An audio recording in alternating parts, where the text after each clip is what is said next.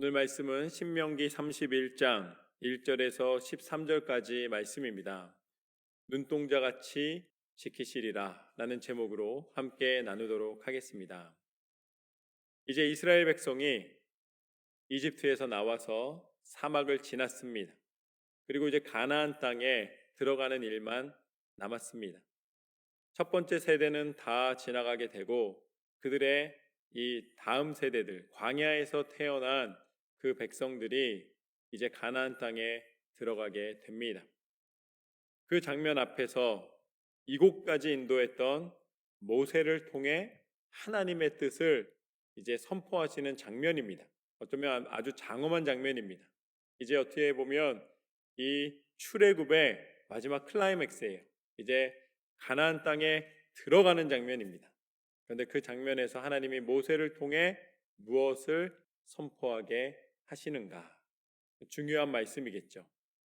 오늘 말씀의 시작은 이렇습니다. 1절부터 3절까지 말씀을 보면 또 모세가 가서 온 이스라엘에게 이 말씀을 전하여 그들에게 이르되 이제 내 나이 120세라 내가 더 이상 출입하지 못하겠고 여호와께서도 내게 이르시기를 너는 이 요단을 건너지 못하리라 하셨느니라. 여호와께서 이미 말씀하신 것과 같이 내 하나님 여호와께서 너보다 먼저 건너가사 이 민족들을 내 앞에서 멸하시고 내가 그 땅을 차지하게 할 것이며 여호수아는 내 앞에서 건너갈지라. 모세가 선포합니다. 모세가 뭐라고 선포하냐면 이스라엘 백성에게 이제 내가 나이가 많이 들었다. 120세에 이르렀기 때문에 내가 이제 연로하였고 그 땅에 들어가는 허락을 하나님께 받지 못하였다. 이것이 모세의 선포였습니다. 하나님이 모세에게 무엇을 말씀하셨는가? 하나님께서 이렇게 이르셨다. 말씀하실 때 그 이렇게 이르셨다는 게 뭐냐면 신명기 30장 19절과 20절 말씀에 보면 이렇게 나와 있습니다. 내가 오늘 하늘과 땅을 불러 너희에게 증거를 삼노라. 내가 생명과 사망과 복과 저주를 내 앞에 두었은즉 너와 내 자손이 살기 위하여 생명을 택하고 내 하나님 여호와를 사랑하고 그의 말씀을 청종하며 또 그를 의지하라. 그는 내 생명이시요 내 장수이시니 여호와께서 내 조상 아브라함과 이삭과 야곱에게 주리라고 맹세하신 땅에 내가 거주하리라. 하나님이 이렇게 말씀하셨다는 것입니다. 내가 너를 축복하여 가나안 땅, 약속의 땅, 젖과 꿀이 흐르는 그 좋은 땅에 너희를 거하게 할 것이다. 너희 앞에 생명과 죽음이 있고 축복과 저주가 있는데 그곳에서 하나님이 허락하시는 생명과 축복을 선택하라. 이게 하나님의 약속이었습니다. 이 선포된 약속에 따라 모세가 이스라엘 백성에게 선포하는 장면입니다. 그런데 모세의 선포는 무엇이었는가? 나는 그곳에 들어가지 못한다 라는 말씀이었습니다. 그것뿐만이 아니었습니다. 하나님께서는 모세에게는 여기까지라고 말씀하시고 이제 그 땅을 여호수아를 통하여서 이스라엘 백성을 인도하여 들어가게 할 것이다. 여러분, 자신이 지금까지 얼마나 애써서 인도하였는데 마지막 그 절정의 순간에 그 영광을 받는 순간에 자기가 그 자리를 비켜줘야 된다는 것이 쉽지 않은 일이라는 것입니다. 어려운 일이에요. 질투할 수도 있고 미워할 수도 있고 그것을 방해할 수도 있는 상황입니다. 그런데 오늘 모세는 그곳에서 여호수아를 질투하거나 아니면 그 하나님의 명령을 거절하지 않고 있습니다. 왜 그럴까요? 그것은 하나님께서 여호수아와 모세를 비교하셔서 더 나은 사람을 인도하시는 것이 아니라 하나님이 모세에게 허락하신 사명이 거기까지였기 때문입니다. 많은 사람들이 모세가 들어가지 못하는 것을 보고 실패라고 이야기할 수 있는 상황이에요. 속을 모르는 사람들은 모세 당신은 여기까지 애써놓고 결국은 당신은 못 들어가는군요 라고 비웃을 수도 있는 상황입니다. 이것을 개인적인 이 평가나 감정으로는 실패라고 이야기할 수가 있습니다. 그러나 오늘 말씀을 잘 보면 하나님께서 허락하지 않으셨을 때에, 하나님이 멈추라 말씀하셨을 때에 더 이상 하나님을 넘어 생각하지 않고 모세가 그 자리에서 말씀대로 선포하고 말씀대로 동의하는 것은 실패가 아니라 순종인 줄로 믿습니다. 우리는 실패와 순종을 구별할 수가 있어야 합니다. 때로는 인간적인 판단과 사람들의 시선 때문에 내가 결정한 믿음의 결정이 실패처럼 보일 때가 있어요. 그러나 그 자리에서 넘어지지 마십시오. 그럼에도 불구하고 끝까지 순종하시는 삶을 살아가시기를 주님의 이름으로 축원합니다. 그래서 오늘 말씀의 첫 번째 교훈은 하나님의 사람은 하나님의 선명한 기준에 순종하노라. 하나님의 기준입니다. 하나님의 말씀입니다. 여러분 한번 생각해 보십시오. 모세가 이제 지금까지 이끌었어요. 그리고 이제 모세가 하나님 앞에 분명히 못 들어간다고 말씀하셨었는데 그 말을 이제 넘어서 그냥 이끌고 들어갑니다. 그러면 누구는 높임을 받을 수 있냐면 모세는 높임을 받을 수가 있는 거예요. 야, 역시 모세구나. 모세는 끝까지 이 민족의 지도자구나. 모세는 마지막 저렇게 연로했는데도 불구하고 아직 그 기력이 쇠하지 않고 그가 힘이 있구나. 이 결정권이 있구나. 권력이 있구나. 권세가 있구나. 아마 여러 가지 말로 모세가 칭송을 받을 수 있는 상황이었습니다. 그런데 그 자리에서 모세가 멈췄기 때문에 누가 높임을 받으십니까?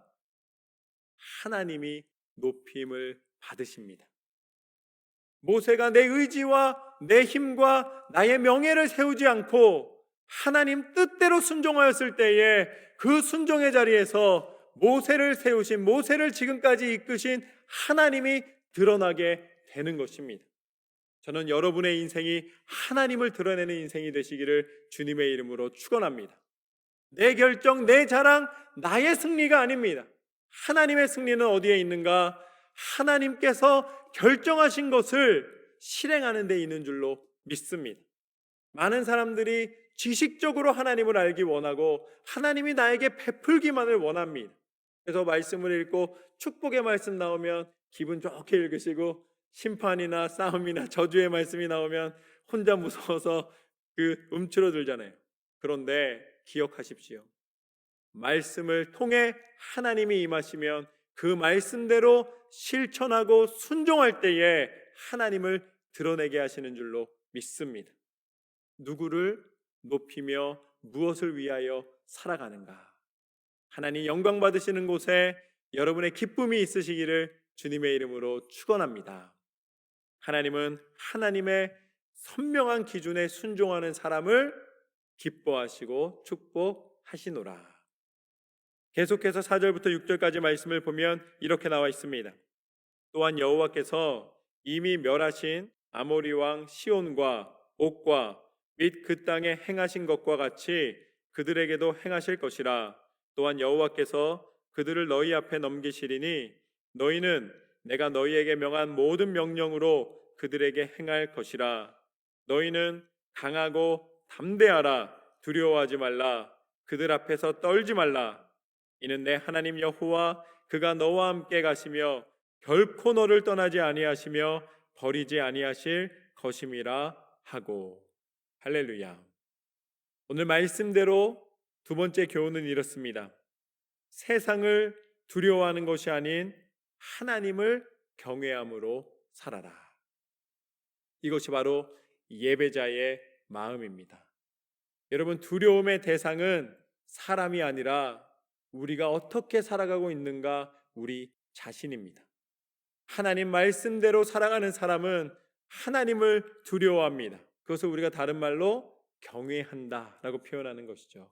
예배한다라고 표현하는 것입니다. 우리가 하나님을 예배하면서 세상을 겸하여 섬길 수가 없습니다. 하나님을 두려워한다는 것은 우리가 하나님을 예배하며 하나님의 말씀대로 자로나 우로나 치우침 없이 하나님의 길을 걸어가는 것입니다. 여러분, 사람의 가치관을 알 수 있는 가장 빠른 길이 있어요. 그게 무엇이냐면 이 사람이 어디에 가치를 두고 있는가, 그것을 보려면 그 사람이 두려워하는 것이 무엇인가를 보면 됩니다. 무엇을 두려워하고 있는가? 여러분, 자신이 두려워하는 것은 무엇이냐면 자기가 가장 소중하게 생각하는 것을 잃는 거예요.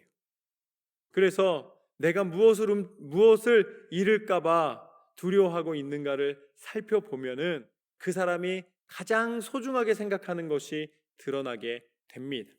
근데 대부분의 사람은 무엇을 두려워합니까? 자신의 명예를 잃는 것을 굉장히 두려워해요. 명예를 잃을까봐 안간힘을 씁니다. 여러분, 자녀에 대한 부분도 두려움이 많아요. 왜냐?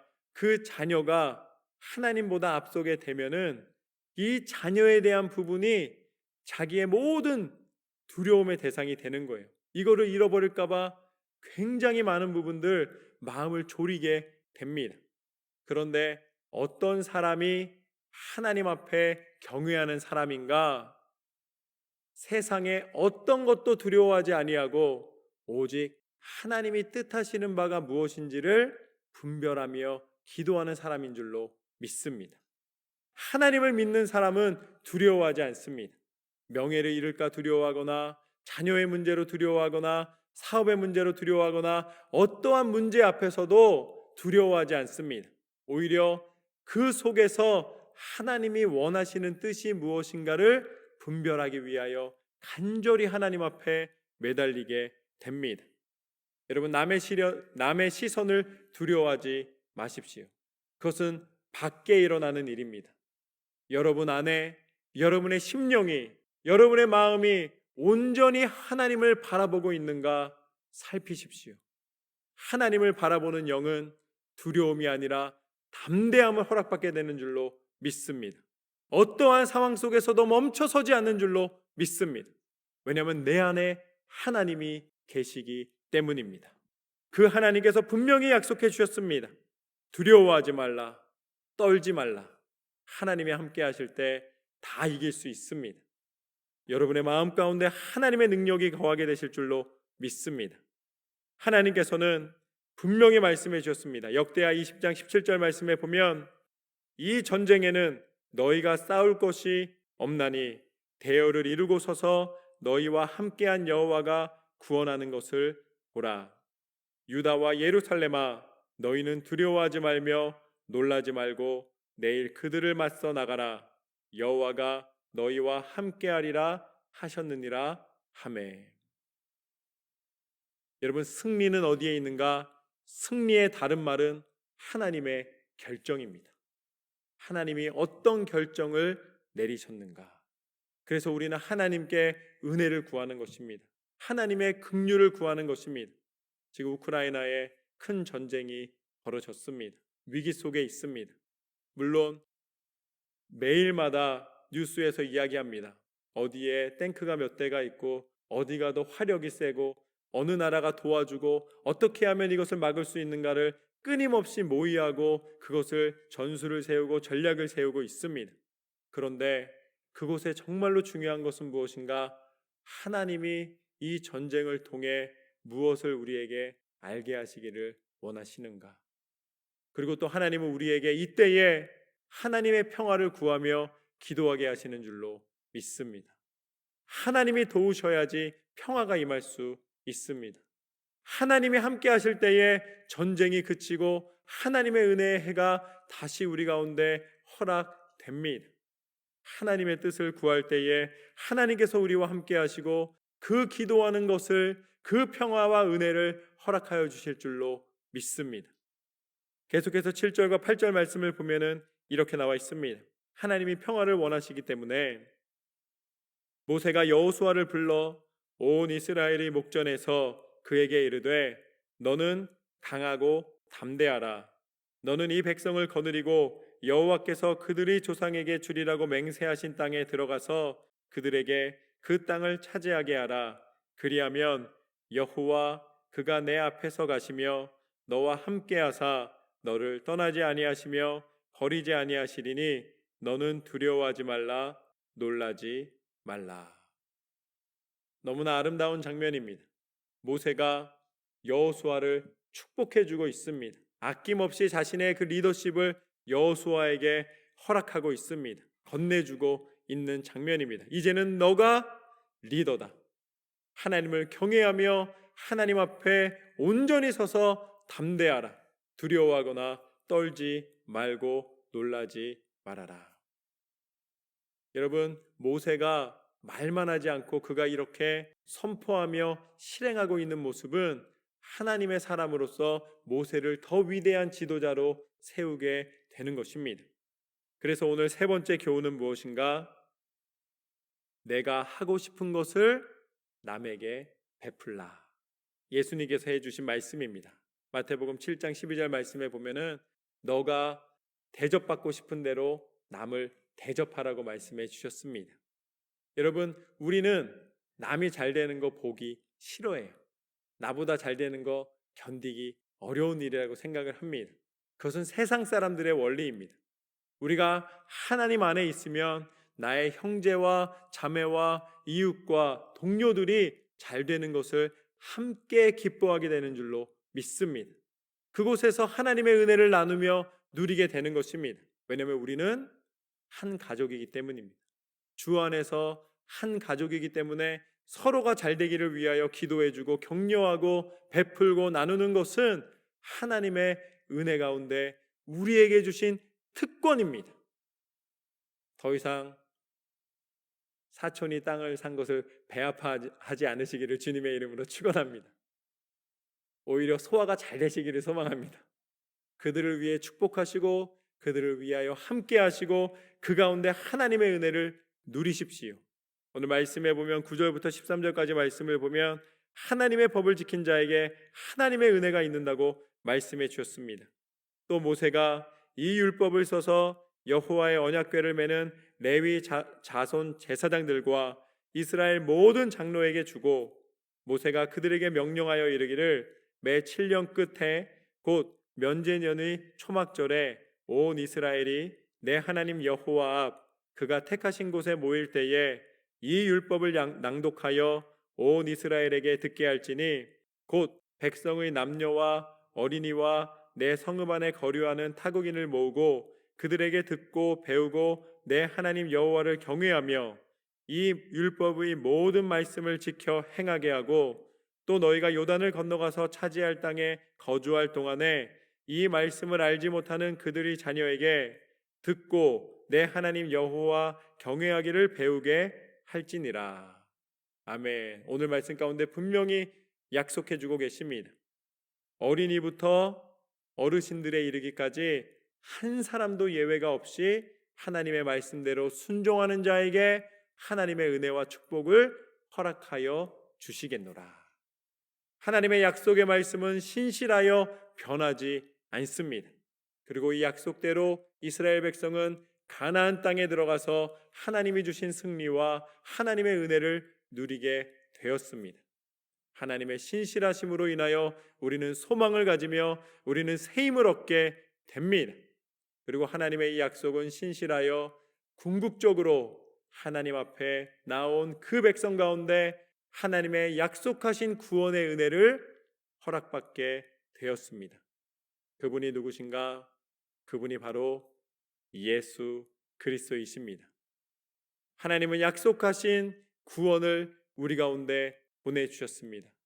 예수님이 우리와 똑같은 육신을 입고 이 땅 가운데 오심은 그 신실하신 약속을 이루시사 예수 그리스도의 십자가의 능력을 통하여 우리를 다시 살리신 하나님의 은혜인 줄로 믿습니다. 예수님이 십자가 위에서 물과 피를 다 쏟으시면서까지 우리의 모든 죄를 대속하여 주시고 우리를 죄의 사슬에서 놓여 자유함을 얻고 영적으로 깨어 하나님을 바라볼 수 있게 하여 주신 줄로 믿습니다. 그리고 다시 부활하시사 부활의 첫 열매가 되셔서 예수님의 이름을 믿는 모든 자들이 하나님 나라 백성 되는 그 은혜를 허락받았습니다. 이보다 더 큰 은혜와 축복은 없습니다. 하나님은 우리 가운데 참 승리를 허락하여 주셨노라. 이 아름다운 은혜와 이 놀라운 선물이 그리스도 예수 안에 있는 우리 모두에게 허락된 축복입니다. 그 은혜를 누리시기를 주님의 이름으로 축원합니다. 오늘 말씀을 통해 우리는 세 가지를 나누었습니다. 첫 번째, 하나님의 사람은 하나님의 선명한 기준을 따라 살아가노라. 하나님 말씀 붙잡고 실천하여 순종하여 승리하시기를 주님의 이름으로 축원합니다. 두 번째, 세상을 두려워하는 것이 아니라 하나님을 경외함으로 살아라. 하나님을 경외하며 하나님을 예배하며 우리의 마음의 중심이 온전히 하나님 앞에 드려지기를 소망합니다. 마지막으로 내가 하고 싶은 것을 남에게 베풀라. 우리는 베푸는 삶입니다. 왜냐하면 하나님이 다 가지신 분이시기 때문입니다. 하나님이 허락하여 주신 모든 것을 작은 것 하나라도 나누며 사랑하며 격려하며 승리하시기를 주님의 이름으로 축원합니다.